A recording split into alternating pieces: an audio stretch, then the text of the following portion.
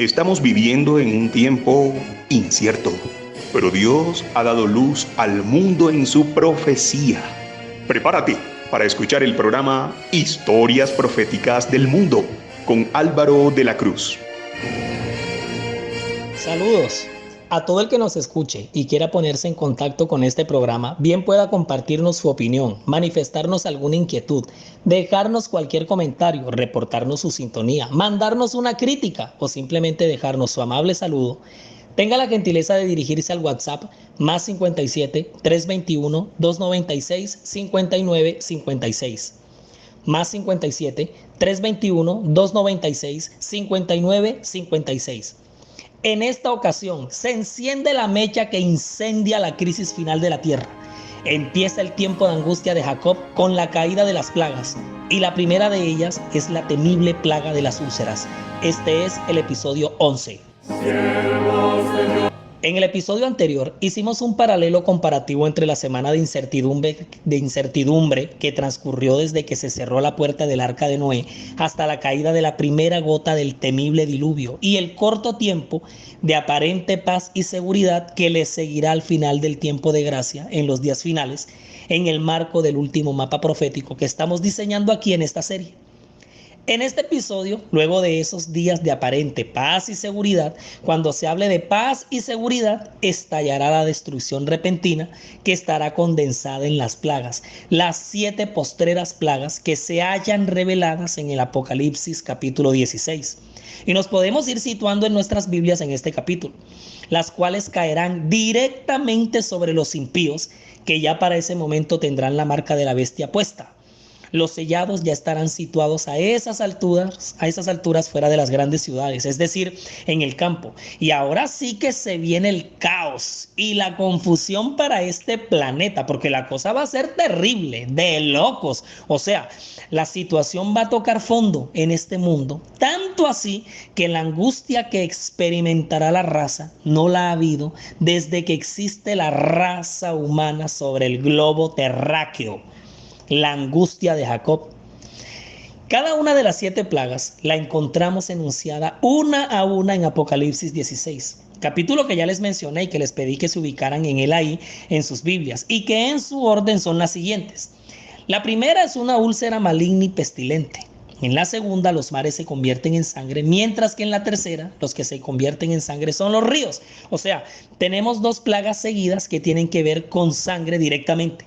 La segunda y la tercera. En la cuarta se dará el calentamiento extremo del sol, y en la quinta tinieblas ensombrecen el trono de la bestia aquí en la tierra. La sexta plaga presenta el secamiento del río Éufrates, el gran río Éufrates. Esta plaga merece un estudio bien bueno y sabroso que ya veremos en su correspondiente episodio. Y en la séptima tenemos un terremoto de tierra de características orbitales que, para resumirles un tris, viene acompañado de relámpagos, voces y truenos. Cada plaga aparece representada por una copa derramada por un ángel. Y es que, fíjense una cosa, cuando Cristo deje de interceder en el santuario celestial, se derramará sin mezcla de misericordia la ira de Dios, de la que son amenazados los que adoran la bestia y su imagen y reciben su marca.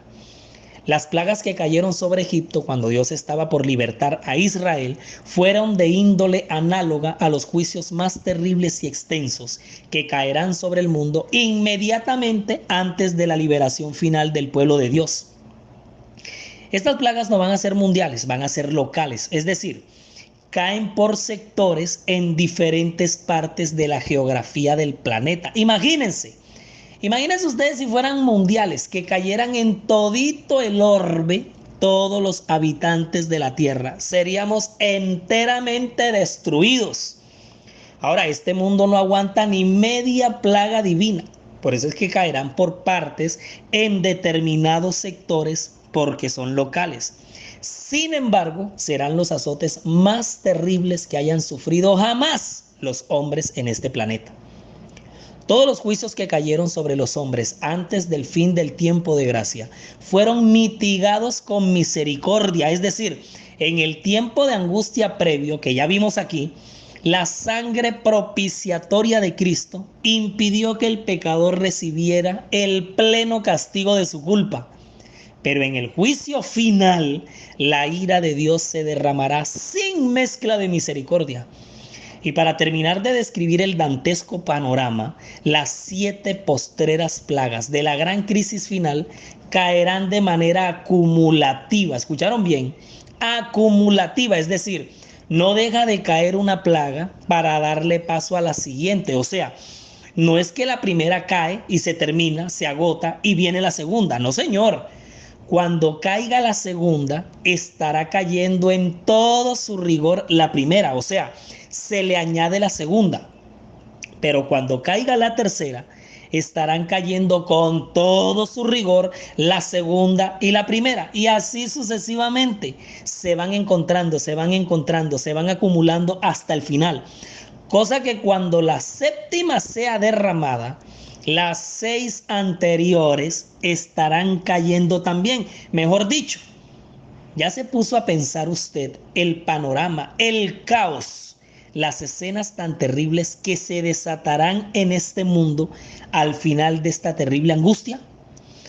Ahora, entendemos mejor por qué al final del tiempo debemos abandonar las grandes ciudades. Captamos con mucha más claridad por qué es que no pueden estar los justos en las grandes urbes. Por eso es que, mi amable y apreciada audiencia, Dios no quiere la muerte, ni mucho menos la tortura ni el martirio de los impíos. Él desea que todos procedamos al arrepentimiento y nos salvemos. O sea, ese es el ideal de Dios. Y nosotros que conocemos, que sabemos todo esto, lo que está profetizado, lo que está predicho, que por mensaje estamos enterados de estas cosas, no nos duele que cantidades de almas que no conocen nada, pero nada de esto, lleven sus vidas encaminadas hacia este terrible desenlace. Tanto tú como yo somos absolutamente responsables si no advertimos. Somos absolutamente responsables si no predicamos, absolutamente responsables si no anunciamos. Acuérdate del viejo patriarca Noé en su generación antediluviana. Ahora, 4 ángeles poderosos retienen los poderes de esta tierra hasta que los siervos de Dios sean sellados en sus frentes. Las naciones del mundo están ávidas por combatir, pero son contenidas por los ángeles. Cuando se quite ese poder restrictivo, vendrá un tiempo de terribles dificultades y grandísima angustia. Se intentarán mortíferos instrumentos bélicos. Barcos serán sepultados en la gran profundidad con su cargamento viviente. Todos los que no tienen el espíritu de la verdad se unirán bajo el liderazgo de agentes satánicos, pero serán retenidos hasta que llegue el tiempo de la gran batalla del Armagedón. ¿Sabes dónde se encuentra eso registrado? Eso está en la carta número 79 del año 1900. 1900, ponte a contar los años y saca cuentas. Los ángeles están ahora sujetando los vientos de la lucha para que no soplen hasta que el mundo sea advertido de su cercana condenación. Pero se está preparando una tormenta, lista para estallar sobre la tierra. Y cuando Dios ordene a sus ángeles que suelten los vientos, habrá una escena tal de lucha que ninguna pluma ha podido o la podrá describir. ¿Ustedes se imaginan eso? La profecía del Salvador referente al juicio que iba a caer sobre Jerusalén va a tener otro cumplimiento. Y la terrible desolación del primero no fue más que un pálido reflejo de lo que será el segundo. En lo que acaeció a la ciudad escogida, podemos ver anunciada la condenación de un mundo que rechazó la misericordia de Dios y pisoteó su ley. Satanás, por su parte, sumirá entonces a los habitantes de la tierra en una gran tribulación final. Como los ángeles de Dios dejen ya de contener los vientos violentos de las pasiones humanas, todos los elementos de contención se desencadenarán. El mundo entero estará vuelta en una ruina más espantosa que la que cayó antiguamente Jerusalén. Miren, apreciada audiencia, yo sé lo que la mayoría debe estar pensando en estos momentos, o por lo menos gran parte de ustedes, que gastar energías y esfuerzos en el desarrollo de temas como este son un verdadero desperdicio cuando en realidad la necesidad del mundo, de las almas, es otra. Que nada de esto tiene que ver con el amor y la misericordia de Dios, que es demasiado terrorismo, dramatismo, alarmismo y hasta amarillismo como se presenta todo esto. Empezando porque la realidad final para la que vamos es así como se está describiendo aquí, o hasta más. De verdad que hasta nos quedamos cortos para describirla. La gran necesidad de las almas es la salvación. Y es lo que Dios precisamente le viene ofreciendo al mundo desde el comienzo de los tiempos. Y pues lo mismo se podía pensar del mensaje de Noé, de Elías y hasta los mismos Adán y Eva cuando el mismo Dios les dijo que ciertamente morirían si se alejaban de lo correcto. Oye bien, solamente un Dios de amor podría advertirle a sus hijos que tanto ama el peligro acechante si se alejan del camino correcto. Seguramente aquí en la audiencia hay muchos padres que les advierten a sus hijos las terribles consecuencias que podrían venir sobre ellos si se ponen a dar malos pasos o si empiezan a tener malas compañías. ¿Y qué es lo que piensan los hijos cuando los padres les advierten de esto? Que los padres son unos paranoicos, que son unos mitómanos y que son hasta peliculeros que deberían estar en Hollywood armando películas apocalípticas, que viven armando show y tormentas en un vaso sin agua. Nuestro Padre de amor, que conoce el fin desde el principio, no deja de ser amor si desde antes nos están disponibles para escuchar y descargar en Anchor.fm. Búsquenos como La Historia Profética del Mundo y con el mismo nombre nos encuentra en Spotify. La Historia Profética del Mundo también está en YouTube. Siga nuestra cuenta, dele like a los videos y active la campanita de notificaciones para que le llegue de inmediato cualquier contenido que se vaya compartiendo. Nuestra página web oficial en internet es www.lahistoriaprofeticadelmundo.com. www.lahistoriaprofeticadelmundo.com. Estamos en Twitter, en Facebook e Instagram con el mismo nombre. Oí una gran voz que decía desde el templo a los 7 ángeles: id y derramad sobre la tierra las 7 copas de la ira de Dios. Fue el primero y derramó su copa sobre la tierra, y vino una úlcera maligna y pestilente sobre los hombres que tenían la marca de la bestia y que adoraban su imagen. Esto está en Apocalipsis 16, 1 y 2. Sobreviene como una especie de llaga con esta plaga. Es una herida supurante que aparece en Éxodo 9, cuando una de las 10 plagas que azotaron a los egipcios fue también de úlceras. Eso pueden leerlo en Éxodo 9 de los versículos 8 al 11. Esta plaga caerá al final del tiempo. Será una pandemia, una úlcera maligna y pestilente. Y a esta generación sí que se le hace fácil entender todo este asunto de las pandemias, su dinámica y ritmo, la agitación de las naciones, los gobiernos, cómo voló el movimiento del comercio, el sector productivo, la economía y el comportamiento de las masas y los medios de información. Esta primera plaga va a ser una cosa de no creer. Pues, por un lado, tenemos que reconocer que muchas de las enfermedades, virus, bacterias, epidemias y pandemias no han surgido espontáneamente, y para nadie es un secreto que han sido creadas en medio de planes y agendas conspirativas que manejan las sociedades secretas y los grandes bloques de poder. Ay, a ver, no nos hagamos tarudos, como dice la chimoltrufia de Chespirito. A estas alturas ya todo el mundo sabe que eso opera así. Esa es la dinámica y eso así sucede. Todo ese fenómeno hace parte del vasto mundo del súper y jugoso negocio de las enfermedades. ¿Quiere leerse un librito bien chévere y nice y así pasar bien rico un dominguito o puente festivos? Allá frente a la playa o a la vera del río en la sala de la casa, léase Gripa Mortal de Pablo Carals. Muy buena esa obra. Es una novela científica, Gripa Mortal de Pablo Carals. Te narran todo el novelón que se tejió detrás de la creación del virus AH1N1. Cómo estuvo involucrada la industria farmacéutica, los grandes gremios científicos, los laboratorios, los inversionistas, mejor dicho, todo el mercado que se mueve en el gran universo del negocio de las enfermedades. Y terriblemente, los planes bélicos fraguados para montar la primera gran pandemia del siglo XXI. Es que no llevábamos ni 10 años del nuevo milenio cuando aconteció esa cosa. Eso fue en el 2009. Además, cómo se aliaron los medios de comunicación. Mejor dicho, no fue una pandemia, sino una plandemia. Pero, oh sorpresa, la plaga de las úlceras no tendrá invención humana, ni será producto del mundo del negocio de las enfermedades, ni se lo habrán inventado ni los chinos, ni los árabes, ni los brasileros, ni mucho menos los gringos. Es una plaga.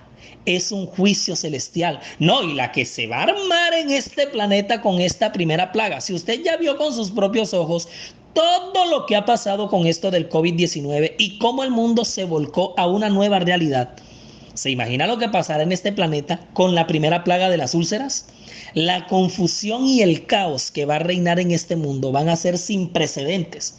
Partiendo que las grandes sociedades secretas del mundo y las agendas conspirativas se van a agarrar literalmente de los pelos, hermano. Harán juntas extraordinarias para debatir entre ellos quién se inventó semejante cosa de las úlceras. Y los gringos señalarán a los chinos y los chinos quedarán chinos con ese señalamiento y tratarán de acusar a los árabes. Los cuestionarán si es que eso hace parte de alguna revolución islámica, a lo que responderán que lo de ellos es el pacto nuclear, no ninguna guerra biológica. Y los rusos se lavarán las manos y también los alemanes y así todos.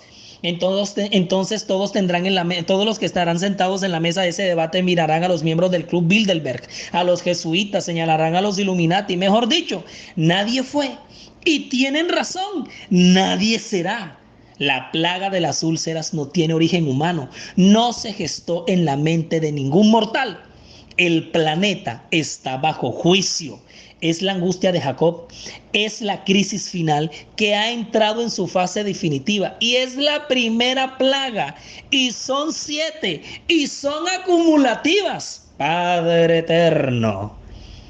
Irremediablemente, el mundo de la medicina encenderá sus alarmas. Juntarán a los grandes hombres de ciencia de las más altas esferas, los que se han ganado los premios Nobel de Medicina. Se movilizarán especializadas comisiones de investigación, estudiarán y examinarán a las personas con esos casos. ¿Se han puesto a pensar usted la cuarentena tan brava y tan brutal que se va a decretar a nivel mundial? Los nuevos protocolos de bioseguridad, el distanciamiento tan terrible, el control en los bancos, en los centros comerciales, en los sitios públicos. O sea, el mundo está bajo una nueva pandemia que romperá con todos los esquemas de las dinámicas de las pandemias de la historia. La industria farmacéutica emprenderá una carrera relámpago maratónica por conseguir la vacuna. Los laboratorios, los gremios, esto va a ser una cosa de locos, mientras que las cifras de contagio aumentarán de manera vertiginosa. En un continente, en el otro y en el otro, todo será un caos, todo será una confusión. Yo no sé en cuestión de cuánto tiempo se desenvolverá esta primera plaga, o sea, ese dato te lo debo, pero tengamos en cuenta que no hay un solo ápice de misericordia en todo esto. Pero miremos por un momento, mientras todo esto se está dando, echemos un vistazo a lo que está pasando en los campos. Observemos qué está pasando fuera de las ciudades, contrario a todo el panorama caótico que se está viviendo en las grandes ciudades con la úlcera maligna y pestilente. Los hijos de Dios, su pueblo sellado, goza de total protección e inmunidad en medio de semejante sufrimiento que estará azotando el mundo. ¿Te das cuenta? No todo el panorama es desolador. Es de caos y crisis para el que no ha elegido a Jesús como su Salvador. Pero es de cuidado y protección para el que lo recibió en su vida. Mira, hasta los espiritistas serán convocados, al igual que en el antiguo Egipto. El gabinete de espiritistas que tienen los gabinetes gubernamentales como asesores y consejeros de gobierno harán todos los conjuros habidos y por haber por deshacer esa úlcera maligna y pestilente de la faz de la tierra. Se realizarán de todas las invocaciones, los rituales y ceremoniales más oscuros, siniestros y desesperados que puedan existir para dar con el fin de semejante pesadilla, mientras que la pandemia sigue en aumento impresionante. Toca a celebridades, tocará a hombres de poder, se va extendiendo geográficamente como si una mancha oscura fuera persiguiendo a los seres humanos donde habitan. ¡Ja! ¿Y qué decir de los medios de comunicación? Las principales agencias del mundo, los diarios, los periódicos, las redes sociales, hasta TikTok, en fin, todo el mundo volviéndose loco. Y para rematar, los sistemas de salud colapsados, los hospitales, las clínicas, los centros asistenciales, las filas en las grandes urbes para ser atendidos y con tan precaria calidad en la atención, terminarán medio examinando a la gente desesperada, mandándolas para la casa a tomar aspirina, imagínense. Las escenas en las calles, en las avenidas serán desoladoras. Multitudes recriminando al cielo, desafiando a Dios, desesperados, atormentados. Juan contempla en visión que multitudes mordían de dolor sus lenguas y blasfemaban contra el Dios del cielo por sus dolores y por las úlceras, pero no se arrepintieron de sus obras. ¿Y qué arrepentimiento puede haber si ya la gracia se ha acabado? Ya están señalados con la marca de la bestia. Las úlceras malignas y pestilentes caen sobre las lenguas, principalmente de aquellos falsos predicadores que tanto se saciaron por enseñar que la ley estaba clavada en la cruz y que el sábado ya había sido cambiado por el domingo como el verdadero día de reposo. Por eso es que se muerden de dolor sus lenguas. El pueblo de Dios no quedará libre de padecimientos. Pero aunque perseguido y acongojado, y aunque sufra privaciones y falta de alimento, no será abandonado para perecer. El Dios que cuidó de Elías no abandonará a ninguno de sus abnegados hijos. El que cuenta los cabellos de sus cabezas, cuidará de ellos y los atenderá en tiempos de hambruna. Mientras los malvados que estén muriéndose de hambre y pestilencia, los ángeles estarán protegiendo a los justos y suplirán sus necesidades. ¡Qué belleza! Cuando Él se prepara como artista a trabajar, grandioso es nuestro Dios. Hay relámpagos, truenos y se muestra su poder. Grandioso es nuestro Dios. Cuando toma decisiones no lo hace sin razones. Su plan demostró cuando en la cruz murió. Su retorno está muy cerca y es mejor que tú lo creas, pues grandioso es nuestro Dios. Gran Dios es maravilloso, reina desde los cielos con su poder y amor. Grandioso es nuestro Dios. Gran Dios es maravilloso, reina desde los cielos con su poder y amor. Grandioso es nuestro Dios. Saludamos a todas las emisoras que emiten nuestro programa en Estados Unidos, España y Latinoamérica, y a toda nuestra apreciada audiencia, quienes muy amablemente comparten y difunden este archivo desde sus dispositivos. Muchos de los impíos se enfurecieron grandemente al sufrir los efectos de las plagas. Ofrecían un espectáculo de terrible agonía. Los padres recriminaban amargamente a sus hijos y los hijos a sus padres, los hermanos a sus hermanas y las hermanas a sus hermanos. Por todas partes se oían llantos y gritos como estos: tú me impediste recibir la verdad que me hubiera salvado de esta terrible hora. La gente se volvía contra sus ministros con acerbo odio y los reconvenía diciendo: vosotros no nos advertisteis, nos dijisteis que el mundo entero se iba a convertir y clamasteis paz, paz, para disipar nuestros temores. Nada nos enseñasteis acerca de esta hora, y a los que nos precavían, a los que nos advertían, a los que nos predicaban sobre esto, contra todo esto los tildabais de fanáticos y malignos que querían arruinarnos. Pero vi que los ministros no se libraron de la ira de Dios. Sus sufrimientos eran 10 veces mayores que el de sus propios feligreses en sus iglesias. ¿Sabes dónde se encuentra esa terrible visión? Porque es tremendísima. Eso está en Primeros Escritos, página 282. Primeros Escritos de Elena G. de White, página 282.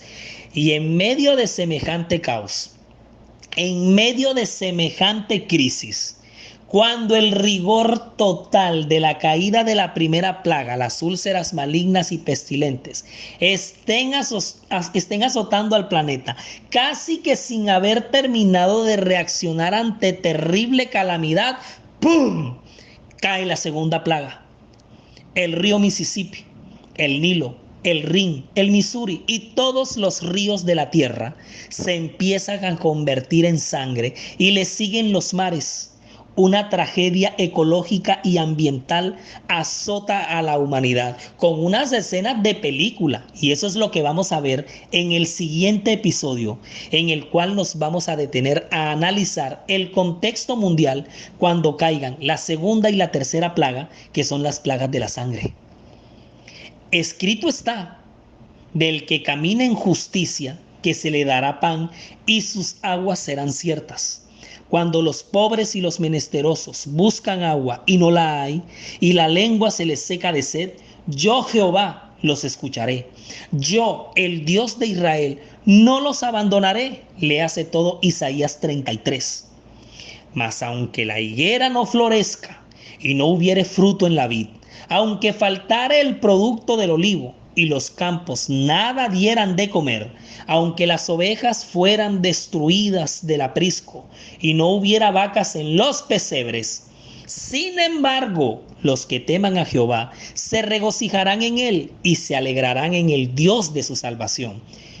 Para encontrar eso, léase todo Habacuc capítulo 3. Habacuc 3.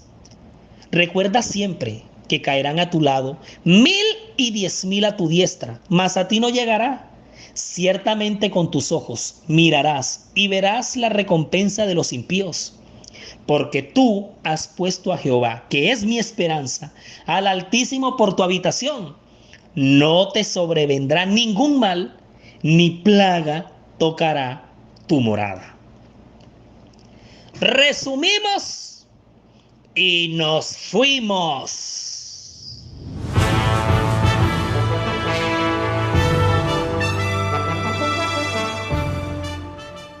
1. La angustia de Jacob empezó y se vino con el derramamiento de las 7 postreras plagas. 2. Las 7 postreras plagas serán locales, acumulativas y caerán sobre el mundo sin mezcla de misericordia. 3. La primera plaga de las 7 es una úlcera maligna y pestilente que azotará al planeta como una pandemia. 4. Mientras el mundo impío es asolado con esta primera plaga, el pueblo de Dios goza de su cuidado y total protección. 5. Adorando a Dios por su poder protector y su pronto auxilio en las tribulaciones, produce para ustedes Daniela Ponte, diseña y grafica May Vanegas, relata Álvaro de la Cruz, y para todos ustedes, feliz día.